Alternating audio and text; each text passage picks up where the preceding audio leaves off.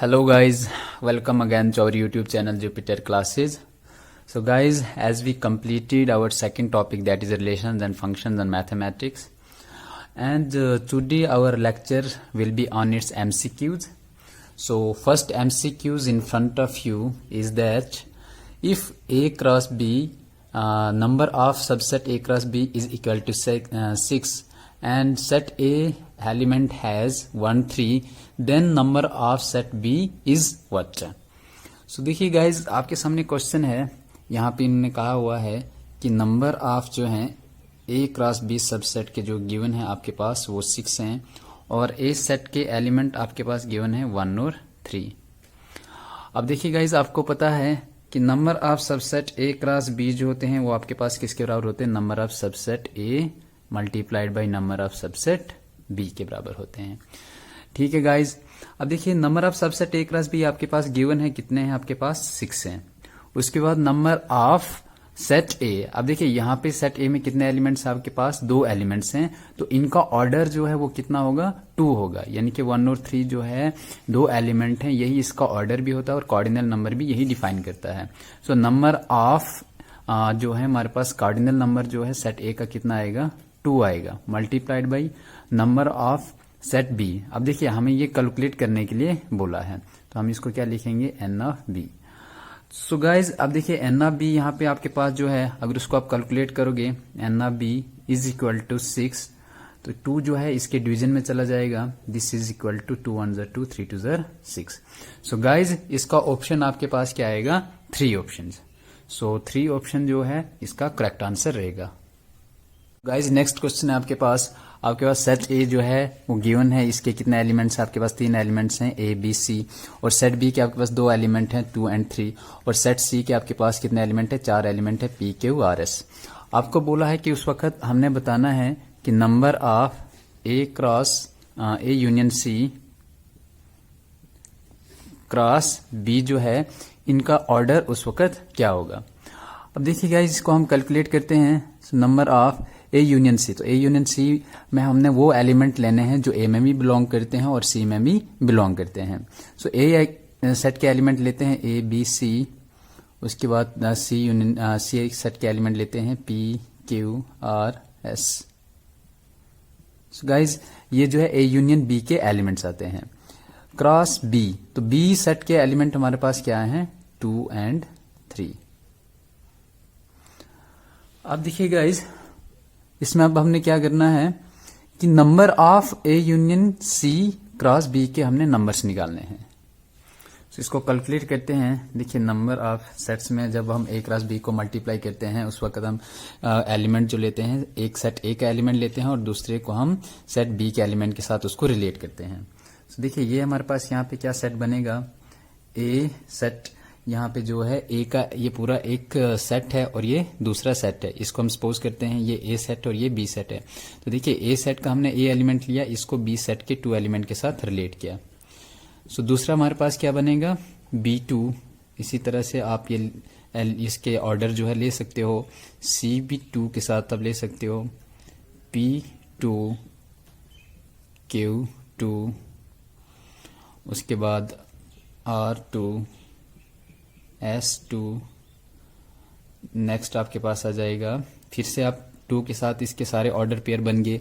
अब यहाँ पे A जो है वो किसके साथ अपना पेयर बनाएगा? 3 के साथ।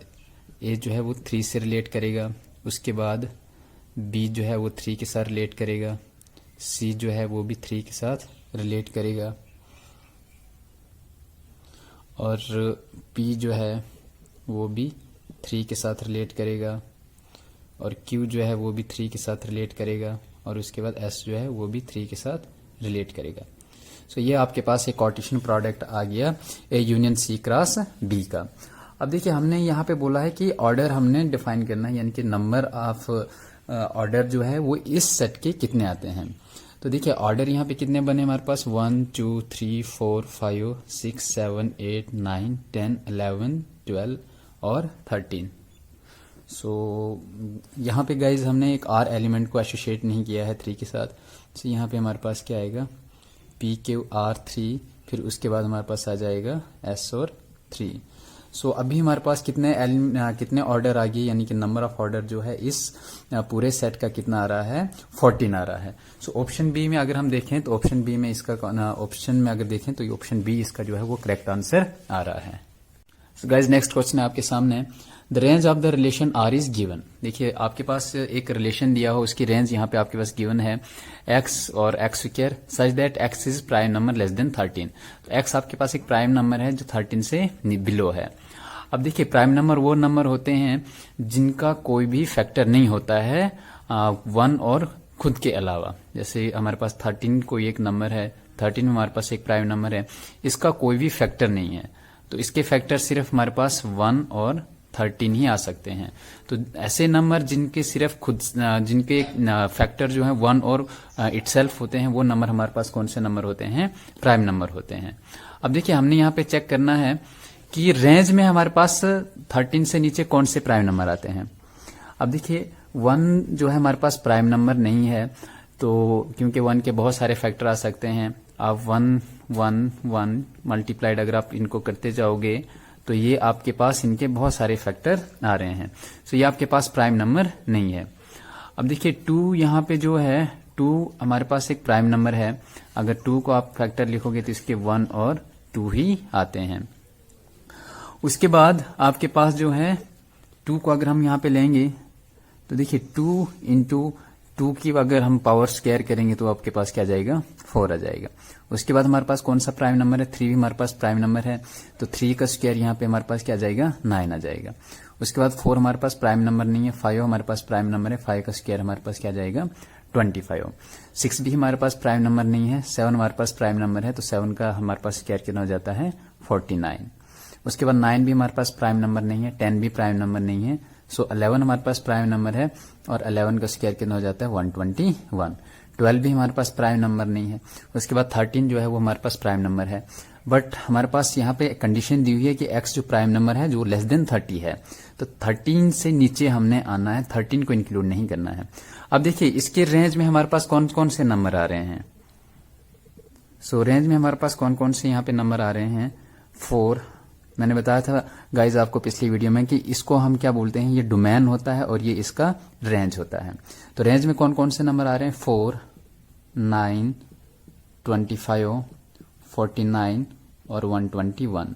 तो ऑप्शन से अगर आप देखोगे तो ऑप्शन नंबर इसका जो 3 है वो इसका करेक्ट आंसर आ रहा है। क्वेश्चन गाइज आपके पास बोलता है if the order pair a+2 4 and 5 2 a+b are equal then order pair A B is what. So देखिए आपके पास क्वेश्चन है, यहाँ पे इन्होंने कहा कि a+2 और 4 आपके पास गिवन है और बोलते ये दोनों आपके पास क्या हैं, इक्वल हैं, 5 इंटू 2a+b। बोलते ये दोनों ऑर्डर पेयर आपके पास क्या हैं, इक्वल हैं। हमने यहाँ पे कैलकुलेट करना है a और b की वैल्यू हमारे पास क्या आएगी। अब देखिए गाइज सपोज करते हैं ये मेरे पास x है और x1 है और ये मेरे पास y1 है, ये मेरे पास x2 है और ये मेरे पास y2 है। ये मेरे पास कोई 2 ऑर्डर पेयर हैं। अब मैंने यहाँ पे क्या कहा था कि x1 जो होगा वो x2 के इक्वल होगा और y1 जो होगा वो y2 के इक्वल होगा। ऐसा कभी भी नहीं होगा कि x1 जो है वो y2 के इक्वल होगा और y1 जो है वो x2 के इक्वल होगा। ये कार्टेशियन प्रोडक्ट में मैंने आपको बताया हुआ है। अब देखिए x1 जो है वो x2 के इक्वल होगा तभी जाके ये एक ऑर्डर पेयर बनेगा। अब x1 मेरे पास यहाँ पे क्या है, a+2 is equal to x2 मेरे पास यहाँ पे क्या है, 5। So a is equal to 5 - 2 this is equal to 3। It means a की वैल्यू हमारे पास यहाँ पे क्या आ रही है, 3।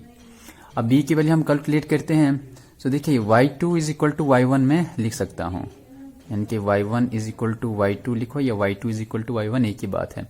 सो y2 की वैल्यू मेरे पास यहाँ पे है 2a+b this will be equal to y1 की वैल्यू मेरे पास क्या है, 4।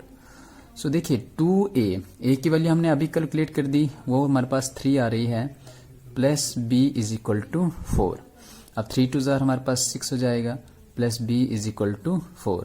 सो b की वैल्यू हमारे पास यहाँ पे क्या आ जाएगी, 4 - 6। So this is equal to -2 because negative वाली टर्म जो है वो बड़ी है और साइन वही अपने साथ लेगा। सो b हमारे पास यहाँ पे क्या आ रहा है, -2। सो ऑर्डर हमारे पास जो है यहाँ पे ए और बी जो है यही हमने फाइंड करना था। सो ये हमारे पास यहाँ पे क्या आ जाएगा, ए की वैल्यू हमारे पास कितनी है 3 है और बी की वैल्यू हमारे पास क्या है -2 है। सो ऑर्डर हमारे पास क्या आएगा 3 - 2। सो इसका फोर्थ ऑप्शन जो है आपके पास करेक्ट है। गाइज नेक्स्ट क्वेश्चन है आपके पास, बोलता है सेट ए के एलिमेंट्स दिए हैं 1 2 3 4 और सेट बी की एलिमेंट्स आपके पास गिवन है यहाँ पे 1 2 3 4 और सेट बी के एलिमेंट्स आपके पास दिए हुए हैं 4 8 9 10 और आपके पास एक फंक्शन डिफाइंड है जो ए से लेकर बी तक है और इस फंक्शन के एलिमेंट्स आपके पास गिवन हैं वो आपके पास यहाँ पे हैं 1 4 2 8 3 9 और 4 10। ये आपके पास एक फंक्शन डिफाइंड है। आपने बताना है कि बताओ ये मैनी वन फंक्शन है या आइडेंटिटी फंक्शन है या 1 to 1 फंक्शन है या इनटू फंक्शन है। सो ये आपके पास यहाँ पे फंक्शन डिफाइन है। अब देखिए इसको हम एरो डायग्राम्स के थ्रू थोड़ा क्लियर करते हैं, उससे थोड़ा और ज़्यादा हमें क्लैरिटी मिलती है। सो यहाँ पे डोमेन के एलिमेंट होते हैं, इसमें डोमेन के एलिमेंट होते हैं और इसमें रेंज के एलिमेंट होते हैं। अब देखिए डोमेन के एलिमेंट हमारे पास यहाँ पे क्या है 1 2 3 4 1 2 3 4 और रेंज के एलिमेंट यहाँ पे क्या है 4 8 9 10 4 8 9 10। अब 1 जो है वो किससे एसोसिएट है 4 से, ठीक है। 2 जो है किससे एसोसिएट है 8 से और 3 जो है वो किससे एसोसिएट है 9 से और 4 जो है वो किससे एसोसिएट है 10 से एसोसिएट है। अब हम पे यहाँ पे देखते हैं कि क्या पहला ऑप्शन आपके पास जो है वो मैनी वन फंक्शन है, तो क्या ये मैनी वन फंक्शन है? सो नहीं, क्लियरली दिख रहा है कि ये मैनी वन फंक्शन नहीं है। हर एक यूनिक एलिमेंट जो है वो यूनिकली एसोसिएट हो रहा है। ये हमारे पास सेट बी है और ये सेट ए है। बी ऑप्शन आपके पास जो है आइडेंटिटी फंक्शन है।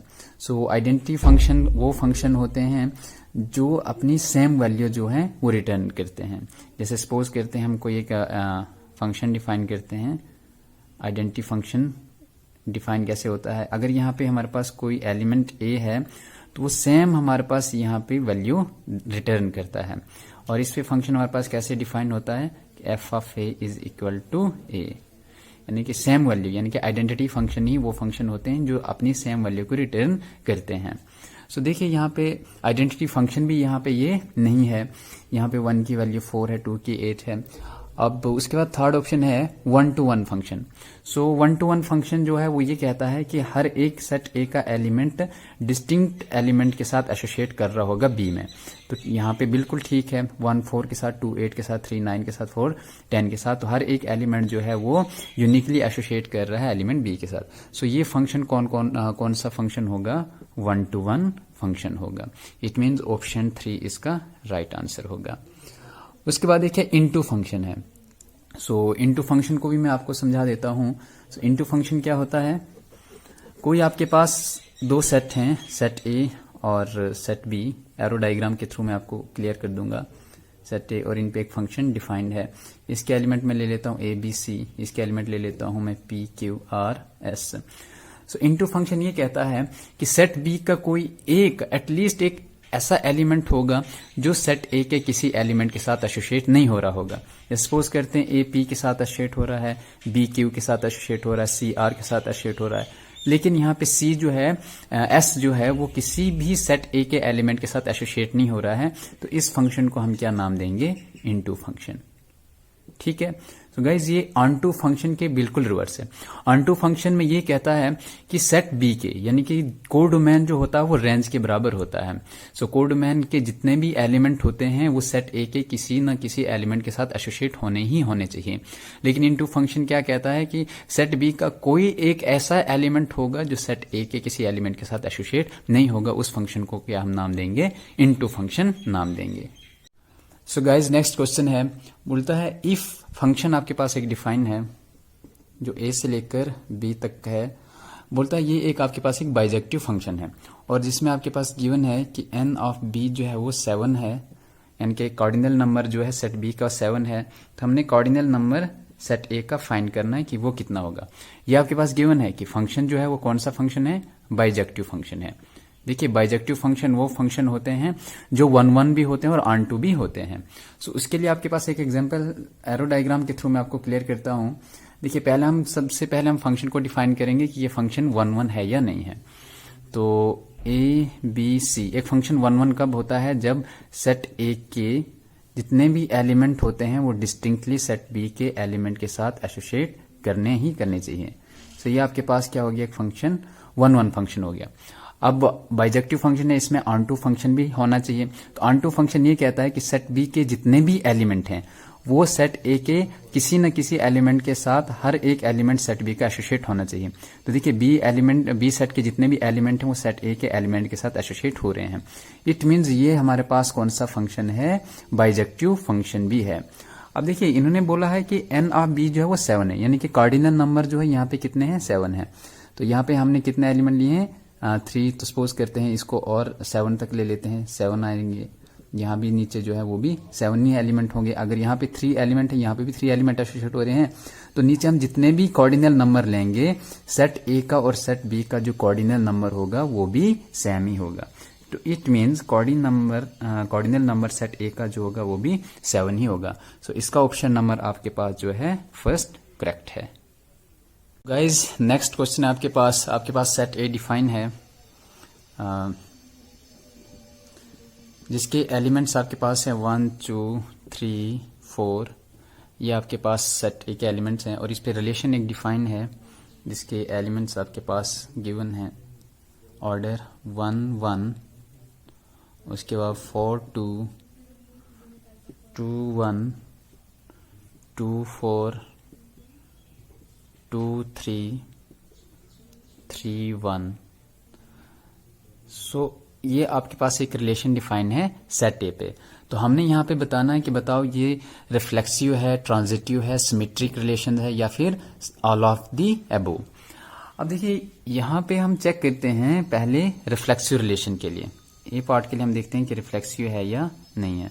सो रिफ्लेक्सिव रिलेशन ये कहता है कि कोई भी एक रिलेशन जो है वो सेट ए पे डिफाइन तब होगा जब उसका एक एलिमेंट जो होगा वो खुद से रिलेट कर रहा होगा। इट मीन्स ए जो है वो रिलेशन आर में बिलोंग करना चाहिए, सेम नंबर ऑफ एलिमेंट। अब देखिए यहाँ पे हम चेक करते हैं इस रिलेशन में, देखिए 1 1, इट मीन्स 1 जो है वो खुद से रिलेट कर रहा है। इट मीन्स पहला ये जो है हमारे पास रिफ्लेक्सिव डिफाइन हो रहा है। उसके बाद हम चेक करते हैं बी पार्ट, इसका जो है वो बता रहा है कि ट्रांजिटिव। अब देखिए गाइस मैंने आपको ये टाइप्स ऑफ रिलेशन बताया हुआ है कि ट्रांजिटिव रिलेशन वो रिलेशन होते हैं, उसमें डिफाइन करते हैं हम कि ए बी जो है वो किस में बिलोंग कर रहा होगा, एक सेट ए में बिलोंग कर रहा होगा। और यहाँ पे एक और सेट होगा सेट बी, जिसमें हमारे पास एलिमेंट जो होंगे वो बी और सी एलिमेंट होंगे जो सेट बी में बिलोंग कर रहे होंगे। उस वक्त एलिमेंट जो होंगे हमारे पास ए और सी वो किस में बिलोंग कर रहा होगा, रिलेशन में ही बिलोंग कर रहा होगा। सो ये हम यहाँ पे फाइंड करते हैं इस रिलेशन में कि ऐसा कोई हमारे पास ऑर्डर पेयर है यहाँ पे जो इस रिलेशन में डिफाइन करता होगा। देखिए ए बी और बी सी, हमने ये वाले एलिमेंट चेक करने हैं कि ये वाले एलिमेंट सेम हमें कहाँ कहाँ पे मिल रहे हैं। देखिए 1 4 नहीं मिल रहा है, तो यहाँ पे हमारे पास 2 और 2 यहाँ पे हमारे पास मिल रहा है। तो इट मीन्स 4 और 1 यहाँ पे हमें इस रिलेशन में कहीं भी नहीं मिल रहा है। नेक्स्ट आगे चेक करते हैं 2 1 1 2 1 2 हमें यहाँ पे सेम नहीं मिल रहा है। 2 4 4 2 यहाँ पे भी हमें सेम नहीं मिल रहा है। 2 3 3 3, तो यहाँ पे बी और सी की पोजीशन हमें सेम मिल रही है। ठीक है गाइज, अब इस ऑर्डर पेयर को हम चेक करते हैं। अब देखिए ये हम सपोज करते हैं कि ये ए बी है और ये हमारे पास बी सी है।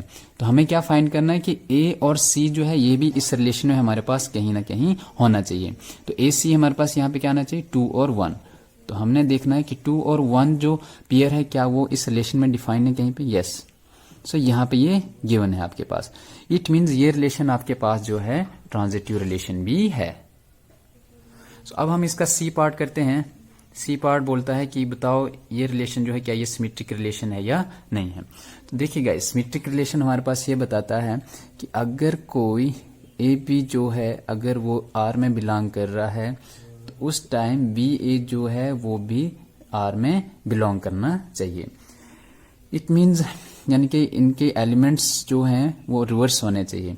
देखिए 1 1 है, 4 2 है, 2 1 है और 2 4 है, 2 3 है, 3 1 है। तो यहाँ पे हम चेक करते हैं कि क्या कोई ऐसा एलिमेंट है जिसमें बिलोंग कर रहा है ए बी और ए। सो जैसे 2 1 है तो हमारे पास 1 2 होना चाहिए। अगर 4 2 है तो 2 4 हमने देखना है। तो देखिए 2 4 2 यहाँ पे है और 2 4 यहाँ पे है। इट मीन्स ये रिलेशन हमारे पास क्या है, सिमेट्रिक रिलेशन भी है। देखिए गाइज हमारे पास यहाँ पे क्या क्या आ रहा है, यानी कि सिमेट्रिक भी आया हमारे पास, उसके बाद रिफ्लेक्सिव भी आया और ट्रांजिटिव भी आया। So, तीनों रिलेशन आए तो इट मीन इसका ऑप्शन क्या होगा, ऑप्शन नंबर डी, जो कि ऑल ऑफ दी अबो।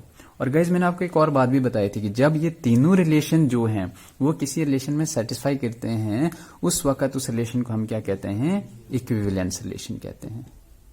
उस रिलेशन को हम क्या कहते हैं, इक्विवेलेंस रिलेशन भी कहते हैं।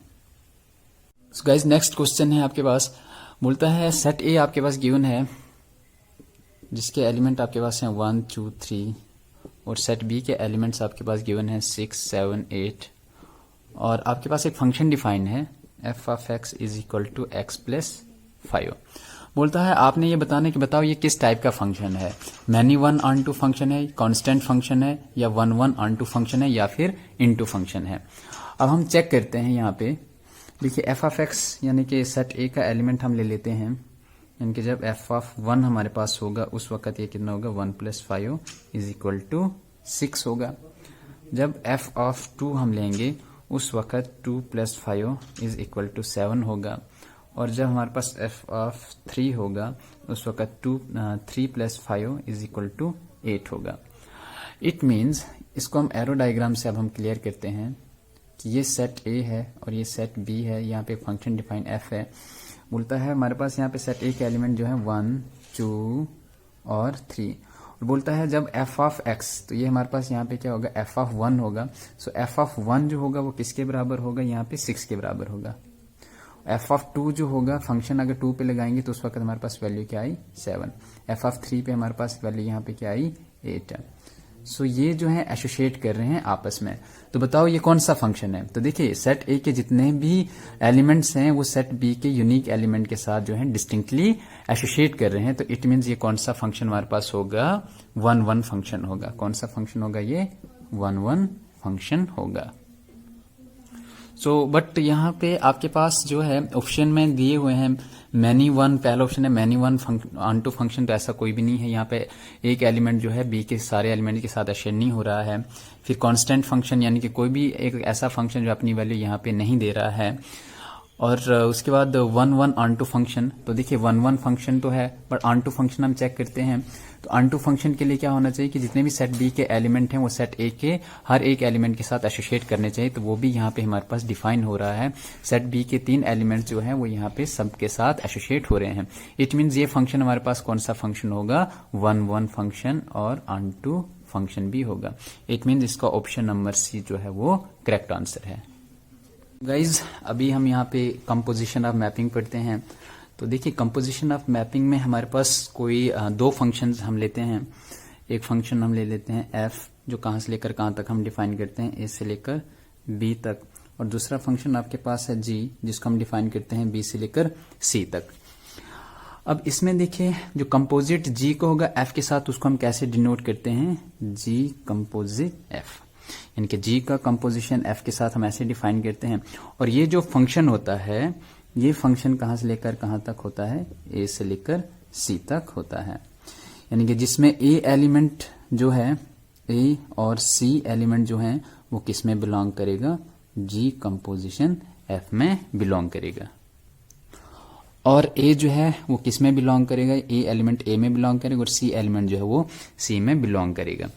अब देखिए इसको एरो डायग्राम के थ्रू समझते हैं। सपोज करते हैं आपके पास कोई सेट A है और ये सेट B है और ये सेट आपके पास C सेट है।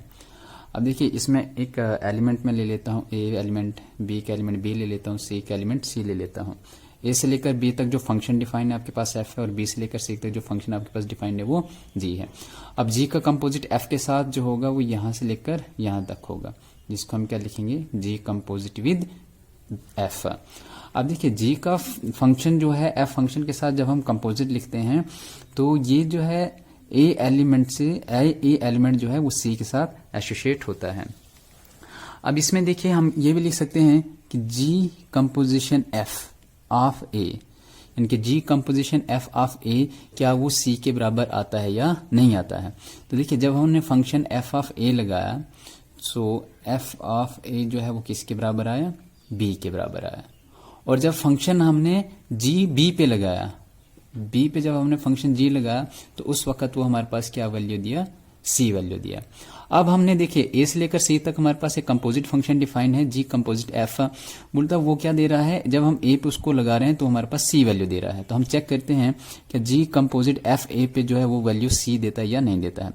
अब देखिए यहाँ पे हम चेक करते हैं कि जी ऑफ एफ ऑफ ए, ठीक है, उसके बाद जी जो है एफ पहले इस पे फंक्शन लगाया ए पे, वो हमारे पास क्या वैल्यू दिया, एफ ऑफ ए। अब जी कंपोजिट फंक्शन जब एफ ऑफ ए पे हमने वैल्यू लगाई थी तो हमारे पास क्या दे रहा है, बी, जी ऑफ बी। अब देखिए जी ऑफ बी जो है वो हमारे पास फंक्शन जब बी पे लगाया जी तो उसने हमारे पास क्या वैल्यू दी, सी। तो इट मीन्स जो जी कंपोजिट एफ था जब उसको हमने ए पे फंक्शन लगाया तो हमारे पास वैल्यू जो दे रहा है वो सी वैल्यू दे रहा है। तो it mean G composite F जो है वो क्या आएगा, ए पे फंक्शन जब लगाया तो सी वैल्यू को दे रहा है। तो ये हमारे पास जो है कंपोजिशन ऑफ मैपिंग भी इसे हम कहते हैं। सो जैसे हमने रिलेशन में भी किया था कंपोजिशन ऑफ रिलेशंस, तो सिमिलर यहाँ पे भी हमने क्या किया, कंपोजिशन ऑफ मैपिंग भी किया। Guys, with this I end my today lecture here. Tomorrow we will begin with new topic on limits and derivatives. So guys, if you like our videos, then like, comment, share and subscribe our YouTube channel, and also click the bell icon button for new updates. Thanks for watching this. Have a good day ahead.